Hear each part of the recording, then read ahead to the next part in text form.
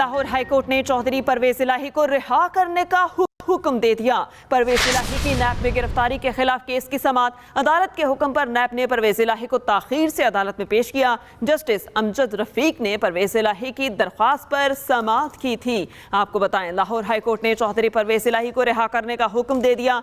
चौधरी परवेज इलाही की नैब में गिरफ्तारी के खिलाफ केस की समाअत हुई। अदालत के हुक्म पर नैब ने परवेज इलाही को ताखीर से अदालत में पेश किया। जस्टिस अमजद रफीक ने परवेज इलाही की दरख्वास्त पर समाअत की थी। लाहौर हाईकोर्ट ने चौधरी परवेज इलाही को रिहा करने का हुक्म दे दिया। परवेज इलाही की नैब में गिरफ्तारी के खिलाफ केस की समाअत हुई। अदालत के हुक्म पर नैब ने परवेज इलाही को ताखीर से अदालत में पेश किया। जस्टिस अमजद रफीक ने केस की समाअत की। लाहौर हाईकोर्ट का परवेज इलाही को रिहा करने का हुक्म। इस पर तफसीलात जान लेते हैं मोहम्मद हारून से। जी हारून, आप सुबह से ही अपडेट कर रहे हैं, बताइएगा आखिरकार ताखीर से चौधरी परवेज इलाही को अदालत में पेश कर दिया गया? जी बिल्कुल, बिल आखिर जो है नैब हुकाम चौधरी परवेज इलाही को लेकर लाहौर हाईकोर्ट पेश हो गया। लाहौर हाईकोर्ट ने आज सुबह ऑर्डर दिया था कि 1 घंटे में परवेज इलाही को पेश किया जाए। इससे कबल जब दरख्वास्त पर समाअत हुई थी तो नैब ने गुज़िश्ता रोज की समाअत पर ये यकीन दहानी करवाई थी कि परवेज इलाही को आज जुमे की सुबह 10 बजे लाहौर हाईकोर्ट के रूबरू पेश कर दिया जाएगा। लेकिन 10 बजे जब समाअत शुरू हुई तो परवेज इलाही को पेश नहीं किया गया। अदालत ने इस्तफसार किया कि परवेज इलाही की है, जिस पर अदालत को नैब के प्रोसिक्यूटर ने बताया कि हमने खत लिखा था, हम सिक्योरिटी के मसाइल की वजह से जो है परवेज इलाही को पेश नहीं कर सकते हैं। पंजाब हुकूमत के वकील का कहना था कि सिक्योरिटी के शदीद तरीन खतरात है, जिस पर अदालत ने रिमार्क दिए कि इस तरह ये मामला कब तक चलता रहेगा, कितना असर सिक्योरिटी के नाम पर उनको अंदर रखा जाएगा। ट्रायल कोर्ट में भी तो परवेज इलाही को पेश करते रहे, आप पिंग पोंग ना करें, एक कोर्ट से दूसरे कोर्ट में जो है गेंद फेंकी जा रही है। मैं आपको वक्त दे रहा हूँ, 1 घंटे के अंदर जो है परवेज इलाही को अदालत में पेश किया जाए, जिस पर 11:15 का वक्त दिया गया था। ताहम परवेज इलाही को जो है 11:15 पेश नहीं किया गया। तकरीबन 11:50 पर लाहौर हाईकोर्ट के रूबरू पेश किया गया, जिस पर अदालत ने जब समाअत शुरू हुई तो अदालत ने उनके वकील से पूछा कि परवेज इलाही को आपने पेश कर दिया है। अब ये तमाम सवाल सामने आते हैं कि अदालत ने जो पहला हुक्म जारी किया था उसके बाद परवेज इलाही को क्यों पेश नहीं किया गया, किस तरह इनको गिरफ्तार किया गया, किसके हुक्म पर गिरफ्तार किया गया, ये तमाम तफसीली फैसला आएगा तो उसमें सवाल उठाए जाएंगे। ताहम अदालत ने फौरी हुक्म देते हुए परवेज इलाही को अबूरी रिलीफ दे दिया और उन्हें रिहा करने का हुक्म दे दिया। जिसके बाद नैब हुकाम जब परवेज इलाही के पास आए और उन्हें यह आकर कहा कि अब आप हमारी तहरील में नहीं, हमारी तरफ से आप फ्री हैं, आप जहां मर्जी जा सकते हैं। जिसके बाद परवेज इलाही अभी कमरा अदालत में ही मौजूद है। इनके वकील ये कहना है कि जब तक जो अदालती हुक्म सामने नहीं आता तब तक वो यहाँ से परवेज इलाही को लेकर नहीं जाएंगे। अदालती हुक्म नैब हुकाम के हवाले किया जाएगा, उसके बाद ही परवेज इलाही को यहाँ से लेकर रवाना होंगे। जी सही, मोहम्मद हारून आपका बहुत शुक्रिया। नैब तरमीम से किस किस मुलजिम को फ़ायदा पहुंचा, एहतसाब ब्यूरो ने रिपोर्ट सुप्रीम कोर्ट में जमा करा दी। तरमीम से फ़ायदा उठाने वालों में साबिक सदर आसिफ अली जरदारी, शाहिद खाकान अब्बासी भी शामिल।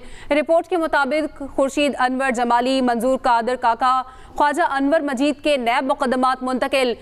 जाली अकाउंट केस के मरकजी मुलजिम हुसैन लुआई का केस भी नैब के दायरा कार से निकल गया। जबकि तरामीम की रोशनी में 25 मुकदमा दीगर फोरम्स को मुंतकिल कर दिए गए हैं। नैब तरामीम से किस किस मुलजिम को फ़ायदा पहुंचा, एहतसाब ब्यूरो ने रिपोर्ट सुप्रीम कोर्ट में जमा करवा दी। पेट्रोल की कीमत में बड़ा इजाफा कर दिया गया। पेट्रोल 14 रुपये 91 पैसे महंगा कर दिया गया। नई कीमत 305 रुपये 36 पैसे फी लीटर मुकर्रर हो गई। हाई स्पीड डीजल 18 रुपये 44 पैसे फी लीटर महंगा, कीमत 311 रुपये 84 पैसे हो गई। आइंदा 15 रोज के लिए नई कीमतों का इत्तलाक भी कर दिया गया। पेट्रोल की कीमत में बड़ा इजाफा कर दिया गया। पेट्रोल 14 रुपये 91 पैसे महंगा कर दिया गया और नई कीमत 305 रुपये 36 पैसे फी लीटर हो गई। निगरान हुकूमत ने महंगाई के सताए अवाम पर एक और जुल्म ढा दिया। बिजली के बिलों से तंग अवाम पर पेट्रोल पंप गिरा दिया गया। पेट्रोल की कीमत में 14.91 रुपये फी लीटर इजाफा किया गया है। पेट्रोल की कीमत 290.45 रुपये से बढ़कर 305.36 रुपये फी लीटर हो गई। जबकि हाई स्पीड डीजल 18.44 रुपये महंगा किया गया है, जिसके बाद कीमत 293.40 रुपये से बढ़कर 311.84 रुपये फी लीटर हो गई। पेट्रोल और डीजल की कीमतों में इजाफा फौरी तौर पर नाफिजुल अमल हो गया है। महंगाई और बिजली के बिलों से सताए अवाम ने पेट्रोल मसनूआत की कीमतों में इजाफे को मुस्तरद कर दिया। महंगाई पे महंगाई करते जा रहे हैं, बस यही अभी साइकिलें लेनी पड़ेंगी और क्या होगा। दिहाड़ियाँ मिलती नहीं है पूरी, ठीक है। महंगाई इतनी हो गई है कि 200 का पेट्रोल भी पता भी नहीं लगता पेट्रोल आया भी है या नहीं आया। दालें देख लें, घी देख लें और चीज़ें देख लें, बिल देख लें, आप डबल बिल आ रहे हैं, तो ये तो गरीब आदमी मर गया। शहरियों का कहना है कि गरीब आवाम पिसकर रह गई है। हुकूमती पॉलिसियाँ आवाम के मसाइल के हल के लिए नहीं बल्कि उन्हें कुचलने के लिए हैं। आवाम ने फौरी तौर पर पेट्रोलियम मसनूआत की कीमतों में इजाफा वापस लेने का मुतालबा कर दिया। Irshad Ansari, Express News, Islamabad. Petrol की कीमतों में इजाफे और बिजली के भारी बिलों ने अवाम का पारा हाई कर दिया है। शहरियों ने पेट्रोलियम मसनूआत की कीमतों और बिजली के बिलों में इजाफी टैक्सेस वापस लेने का मुतालबा किया है। पैसे नहीं देती, पेट्रोल इतना महंगा कर दिया है कि बस गुजारा करना बहुत मुश्किल हो गया। लोग कुछ खुशियाँ कर लग पे, लोग मर लग पे। देखो पेट्रोल 306 रुपये कर दिया, कितने दुनिया जाएगी, क्या करेगी? हुकूमत को चाहिए ना सर जी कि अब गरीबों के ऊपर एक बम और फेंक दिया। अब ये कब तक चलता रहेगा ये हमें नहीं पता। इस महंगाई के दौर में हर बंदा परेशान है सर, तो मेरा ख्याल है कि गवर्नमेंट को इसके बारे में सोचना चाहिए और गरीब बंदे को रिलीफ देना चाहिए उनको। महंगाई है, ये आवाम को, हुकूमत को नजर नहीं आता, आवाम के ऊपर बम से बम गिराई जा रही है। पेट्रोल की कीमत में बड़ा इजाफा, पेट्रोल 14 रुपए 91 पैसे महंगा कर दिया गया। होशरुबा महंगाई पर रावलपिंडी के शहरी बेबसी का इजहार कर रहे हैं। इसी पर बात करते हैं इमरान असगर से। इमरान, बताइएगा शहरियों का क्या कहना है? जी बिल्कुल, शहरी परेशान थे बिजली की जायद कीमतों के बाद, लेकिन रात के वक्त जो पेट्रोल बम गिराया गया आवाम के बाद ऊपर, उसके बाद शहरी खासे परेशान है। इसका पूरा इकोनॉमिक सर्कल जो शहरियों का बुरी तरह मुतासिर हो चुका है। पेट्रोल की कीमतें, डीजल की कीमतें बढ़ने से अशिया खुर्दोनोश की कीमतों में इजाफा हो चुका।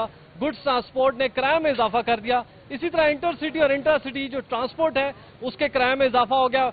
मोटरवे से जाएं तो अलग किराया है, जीटी रोड से जाएं तो अलग किराया है। ये एक तरफ, लेकिन दूसरी जानिब जो शहरी हैं वो खासे परेशान है, और खास तौर पर वो लोग जिनका रोजगार इस पेट्रोल और डीजल के साथ मुंसलिक है, यानी वो दिहाड़ीदार तबका जो मोटरसाइकिल रिक्शा चलाकर या रिक्शा चलाकर अपने रोजगार का बंदोबस्त करता है, वो खासा परेशान है। शहरियों का हुकूमत से ही मुतालबा है कि पहले वो मुजाहरा कर रहे थे कि बिजली की कीमतें कम की जाए, लेकिन पेट्रोल में जब इजाफा हुआ है तो अब उनका मुतालबा है कि खुदा के लिए पेट्रोल की कीमतों को कम किया जाए, डीजल की कीमतों को कम किया जाए, ताकि लोगों को रिलीफ मिल सके, क्योंकि लोगों का जीना खासा मुश्किल हो चुका है। एक ही ऑप्शन है, या वो बिजली के बिल दें, पेट्रोल भरवाएं, या अपने बच्चों की फीस दें, या घर चलाएं। तो हासी सूरत हाल जो देखा है वो परेशान है लोग बहुत ज्यादा। जो हमने देखा, लोग परेशानी के आलम में हुकूमत से मुतालबा कर रहे हैं कि किसी हद तक रिलीफ फराहम किया जाए। जी इमरान, आप हमें अपडेट कर रहे थे, शुक्रिया आपका। पेट्रोल महंगा होने से आवाम की मुश्किलात में मजीद इजाफा हो गया है। शहरियों को महंगाई की नई लहर का सामना है। मजीद बता रहे हैं कराची से काशिफ हुसैन। काशिफ, बताइएगा कराची में क्या सूरत हाल देख रहे हैं?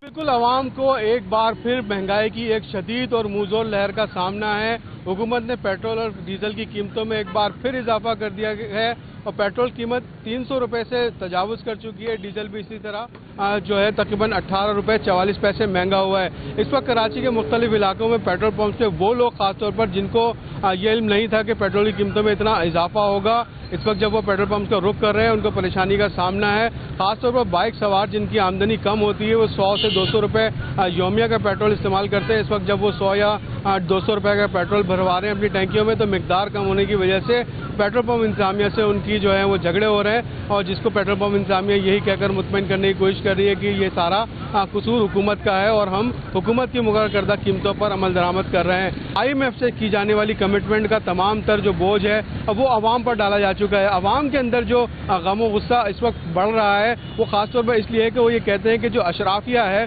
उसकी मराहत अपनी जगह बरकरार हैं, और जबकि तमाम तर टैक्सों का बोझ हो या गर्दिशी कर्जे हों, इसी तरह IMF से की जाने वाली कमिटमेंट हो या टैक्स वसूली के निज़ाम में जो खामियां हैं, उन तमाम का बोझ जो है वो आवाम को क्यों बर्दाश्त करना पड़ रहा है। हुकूमत अपने अखराजात कम करे, अशराफिया को दी जाने वाली सहूलतों में कमी की जाए ताकि आवाम सांस ले सके और अपनी ज़िंदगी को आगे चला सके।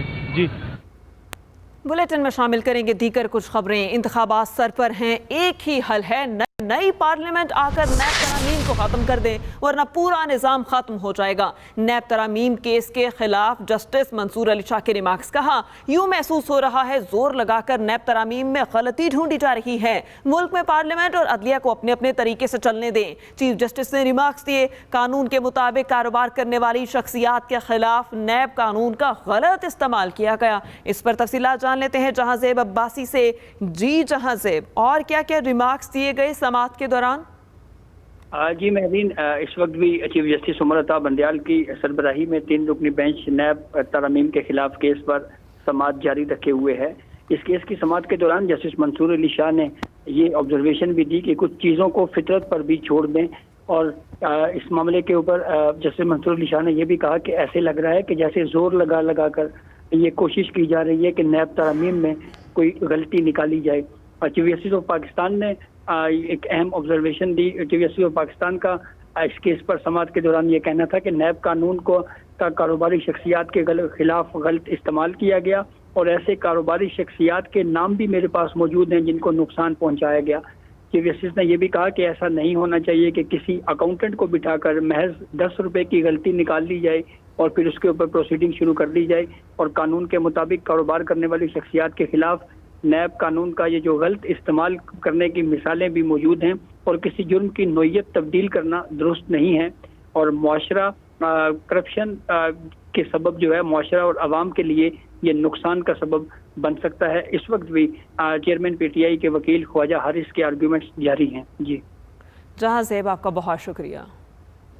400 यूनिट तक बिजली इस्तेमाल करने वालों को रिलीफ देने का मंसूबा IMF से शेयर कर दिया गया है। प्लान के तहत बिजली के बुनियादी यूनिट को मरहलावार बढ़ाने का फैसला, हर सारिफ को बिजली के बिल किस्तों में अदा करने की सहूलत देने की तजवीज़। उधर वापडा और वजारत आबी वसाइल की मुलाजमीन के फ्री यूनिट्स की सहूलत ख़त्म करने की मुखालफत। वजारत आबी वसाइल के मुताबिक फ्री यूनिट्स ख़त्म करने से कोई बचत नहीं होगी। 400 यूनिट तक बिजली इस्तेमाल करने वालों को रिलीफ देने का मंसूबा IMF से शेयर कर दिया गया। प्लान के तहत बिजली के बुनियादी यूनिट को मरहलावार बढ़ाने का फैसला, हर सारिफ को बिजली के बिल किस्तों में अदा करने की सहूलत देने की तजवीज़। उधर वापडा और वजारत आबी वसाइल के मुलाजमीन के फ्री यूनिट्स की सहूलत ख़त्म करने की मुखालफत।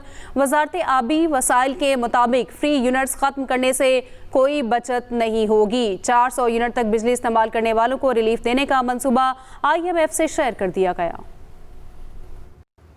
निगरान वज़ीर आज़म अनवारुल हक काकड़ ने सीनियर सहाफ़ियों से गुफ्तगू में कहा, बिजली का बिल तो देना ही पड़ेगा, जो मुआहिदे हुए हैं वो हर सूरत पूरा करेंगे। बिजली के बिलों का इशू बढ़ा चढ़ा कर पेश किया जा रहा है। महंगाई ज़रूर है मगर इतनी नहीं कि पहिया जाम हड़ताल हो। यासियत की बुनियाद पे एक इकोनॉमिक पिक्चर को पेंट किया गया। क्या वाकई पाकिस्तान इतनी ब्लीक सिचुएशन में है कि उसके पास कोई पोटेंशियल नहीं है मौजूद और वो खाकम बदहन किसी फेल्ड स्टेट का मुजाहरा करने जा रहा है? दुनिया में कौमों ने, ममालिक ने, लोगों ने इस तरह की मुश्किलात देखी, कोई अचंभे की बात नहीं है। डॉलर की कीमत में उतार चढ़ाव जारी। इंटरबैंक मार्केट में डॉलर की कदर में 43 पैसे कमी, 305 रुपये 10 पैसे का हो गया। ओपन मार्केट में डॉलर मजीद 3 रुपये महंगा 326 रुपये की नई बुलंद तरीन सतह पर आ चुका है। डॉलर की कीमत में उतार चढ़ाव जारी। इंटरबैंक मार्केट में डॉलर की कदर में 43 पैसे कमी, 305 रुपये 10 पैसे का हो गया, जबकि ओपन मार्केट में डॉलर मजीद 3 रुपये महंगा 326 रुपये की नई बुलंद सतह पर आ चुका है। डॉलर की कीमत में उतार चढ़ाव का सिलसिला जारी है। इंटरबैंक मार्केट में डॉलर की कदर में 43 पैसे कमी और 305 रुपये 10 पैसे का हो चुका है।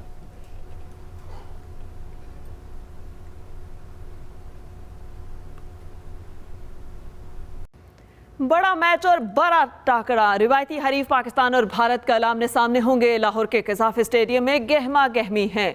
यूसुफ अंजुम से जानते हैं कौन कौन सी टीमें यहां पर प्रैक्टिस कर रही हैं। जी यूसुफ, बताइएगा। जी बिल्कुल, एशिया कप का पहला मैच मुल्तान में खेला गया था। इसमें पाकिस्तान ने नेपाल के खिलाफ कामयाबी हासिल की थी। पाकिस्तान और इंडिया के दरमियान कल कैंडी पालिकरी स्टेडियम में मैच खेला जाएगा। लाहौर में 3 मैचेस खेले जाने हैं, जिसकी तैयारियों के लिए अफगानिस्तान की टीम इस वक्त कज़ाफ़ी स्टेडियम में प्रैक्टिस में मौजूद है, जबकि श्रीलंका और बांग्लादेश की टीमें आज रात चार्टर फ्लाइट के जरिए लाहौर पहुंचेगी। उनके साथ अफगानिस्तान क्रिकेट बोर्ड के सरबराह अशरफ वाज भी यहाँ पर पहुँच रहे हैं, जबकि भारतीय बोर्ड के सदर राजर बिन्नी और नायब सदर राजीव शुक्ला 4 सितंबर की सुबह वाघा बॉर्डर के जरिए लाहौर आएंगे और उनके इस्तकबाल के लिए पाकिस्तान क्रिकेट बोर्ड की मैनेजमेंट कमेटी के सरबराह ज़का अशरफ खुद वहां जाकर उनका इस्तकबाल करेंगे। 4 सितंबर की शब को गवर्नर हाउस में एक तकरीब रखी गई है, जिसमें तमाम एशियाई टीमों के साथ साथ पाकिस्तान क्रिकेट टीम के एजाज़ में भी जो आलमी नंबर में बनने की सूरत में उनको 10-10 लाख रुपए के इनामी चेक भी वहाँ पर पेश किए जाएंगे। इस मैच के लिए जो 3 तारीख को अफगानिस्तान और बांग्लादेश के दरमियान खेला जाएगा, टिकटों की फ़रोख्त का सिलसिला जारी है।